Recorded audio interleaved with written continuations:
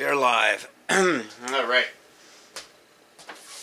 Thank you for watching the next episode of Changes Made to the Bible by the Joseph Smith Translation.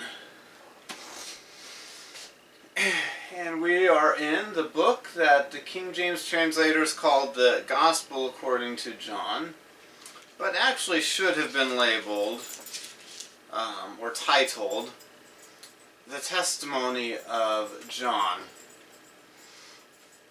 And, let's see, the second verse gives us our first Joseph Smith translation correction for today. Of course, this chapter is when Lazarus is raised from the dead. King James says, "It was that Mary which anointed the Lord with ointment and wiped his feet with her hair, whose brother Lazarus was sick." Okay, and this one is the entire verse. But it's down here in the footnotes because it's one verse and not two, I guess.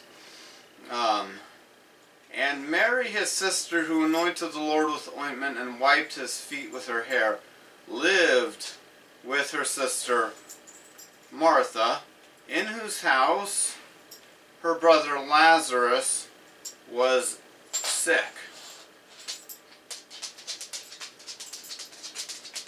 So it just sets up the story so we understand who's where and why and how they're related. Alright, verse 16. "Then did Thomas, which is called Didymus, then said Thomas, which is called Didymus, unto his fellow disciples, Let us also go, that we may die with him." Alright. This is when Jesus was oh, excuse me. I just drank soda to help make my throat feel good and help me to speak more clearly and not have a rough, scratchy voice. And well, that carbonation's coming back up. Okay. So, Jesus had heard about Lazarus' condition and was talking to his disciples about whether they would go or not. And Thomas, who later says, "I will not believe until I touch the wounds with my hands," bravely says, "Let us go and die with him. And we may die with him."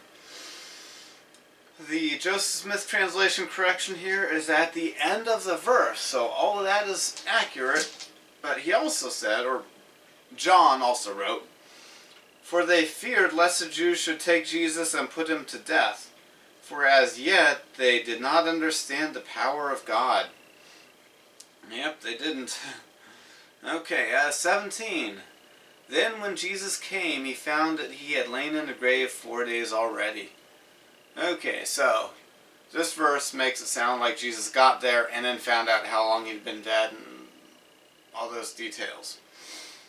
Joseph Smith translation says, it's a mid-verse one. So then when Jesus came, here's where the Joseph Smith translation correction starts, "to Bethany, to Martha's house, Lazarus had already been in the grave for 4 days." Okay, so the Joseph Smith translation of that verse leaves open the possibility that he knew he had been dead for 4 days. The way the King James translators translated it doesn't make that a possibility that Jesus knew before he got to Bethany how long Lazarus had been dead. Okay, that's the end of that. Chapter 12. Chapter 12, verse 7. "Then said Jesus, Let her alone. Against the day of my burying hath she kept this." This is when, of course,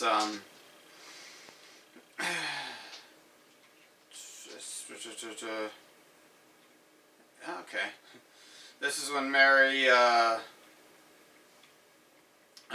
pours costly ointment on his feet and anoints it and wipes his feet with her hair. Okay.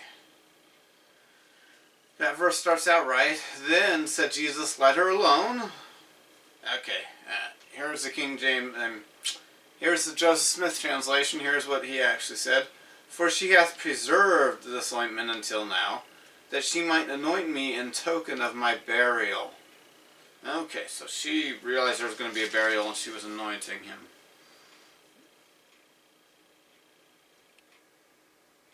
Okay, 13. 13, we get to go to the appendix, but first, let's read what the King James says. Peter saith unto him, Thou shalt never wash my feet. Jesus answered him, If I wash thee not, thou hast no part with me. Simon Peter saith unto him, Lord, not only my feet, but also my hands and my head. Jesus saith to him, He that is washed needeth not save to wash his feet, but is clean every whit, and ye are clean, but not all.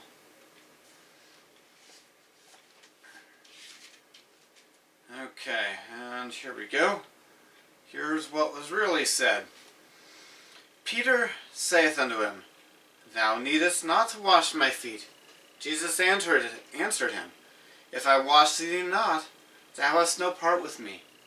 Peter Simon saith unto him, Lord, not my feet only, but also my hands and my head.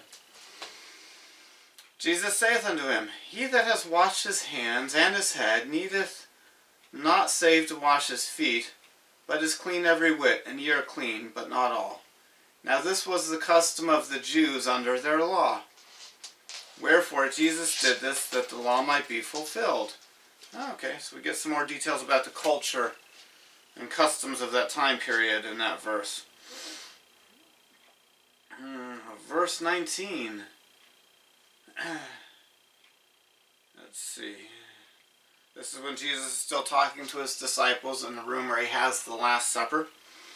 Now I tell you, before it come that, when it is come to pass, you may believe that I am he. Okay, he uses a pronoun there. Did he use a pronoun? No, John, a better translation of what John wrote would be the Christ at the end. Not I am he, but I am the Christ. Okay, we're up to 14.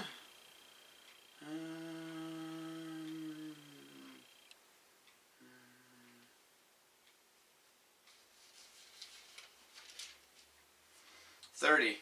Hereafter I will not talk much with you, for the prince of this world cometh, and hath nothing in me. Okay, so he's warning them about the prince of the world, who is the devil. There's a correction here, so it starts off correctly. Hereafter I will not talk much with you. And here's where the Joseph Smith translation correction takes effect. For the prince of darkness, who is of this world, cometh, but hath no power over me, but he hath power over you. Okay. So he was warning his disciples to be worried about the devil tempting them and overcoming them. But the devil has absolutely no power over God. Okay, 15. Alright, 15 we skipped, and we skipped 17 and 18. Okay, 16. I should have looked at my list to start with. Okay, sorry about that unnecessary delay. 23 and 16, 23. And in that day ye shall ask me nothing. Verily, verily, I say unto you, whatsoever ye shall ask the Father in my name, he will give it you. Let's see. 23. In that day ye shall ask me nothing. Footnote. Alright, here's where the Joseph Smith translation correction takes effect. But it shall be done unto you. Verily, verily, I say. Okay. So Jesus wasn't saying nobody was going to ask him anything at that future day. I think he was talking about the second coming here. But he's saying everything that is asked for will be given. Okay, and we skip 17 and 18. And we're in 19 now. 19. Okay, maybe I will not run out of space in the memory card. 17. Okay, verse 17 is the first one here. Chapter 19, verse 17.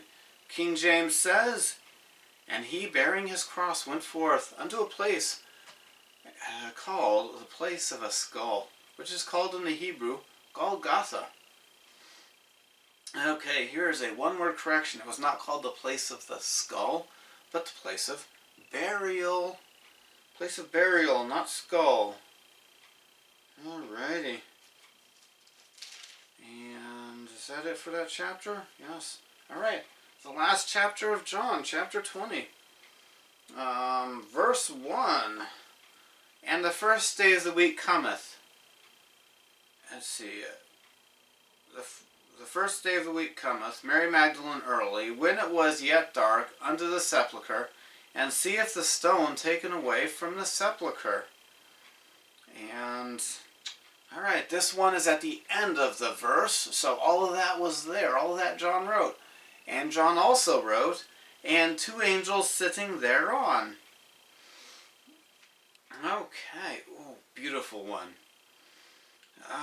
Jesus saith unto her, okay, Mary went to the tomb, Jesus wasn't in it, and then she thought she saw the gardener, but she saw Jesus.